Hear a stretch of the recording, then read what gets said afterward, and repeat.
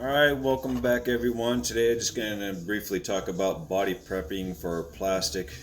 Before I put on my wheel flares, I have kind of taped off the window area and this door area, unlike the red one, because I want this to be a little more defined than I did on the Traxxas chassis. So ideally, you want to prep your body. I used 120. I personally wouldn't use anything smoother than 180 or 220.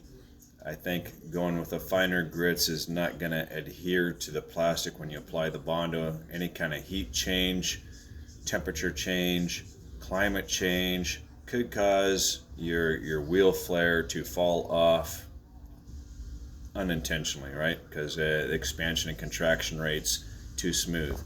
So not only did I sand it left and right, I also sanded it diagonally, and then I sanded it diagonally this way. That should give it plenty of bite. Again, I used 120. 150 will probably be fine, and even 80 grit would probably be fine if you use a light stroking pattern. And the same on the rear, and then you can see the color contrast. After you're done sanding, do not touch it with your bare fingers. Your fingers contain small amounts of acidic type of oil that could contaminate your surface and or final results, especially if you're working on a real vehicle.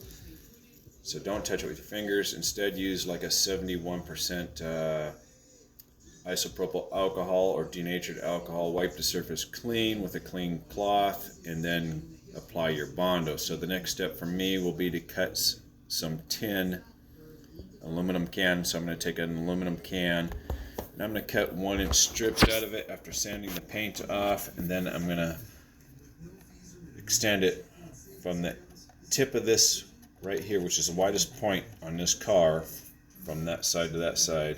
I need to come out a total of a 1/2 inch. So I'm going to make some wheel flares out of tin about 1 inch, and then I'm going to cut them down appropriately.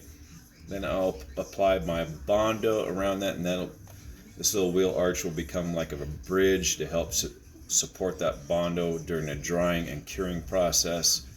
Then I will sand it in by hand, blend it all into the door area. And once I'm satisfied with the blending and the shape of everything, then I'll peel off the tape and do a final sanding. And then the aluminum will be peeled back off.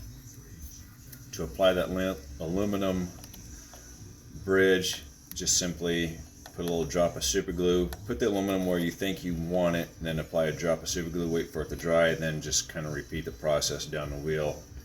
And then just do it on all 4 corners, and that should get you in the right direction.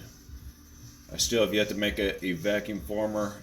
I'm just working on the body as of right now, and since I work full-time and I have a family, this is still just a hobby for me, so you just have to keep that in mind, and good luck to you in your adventures.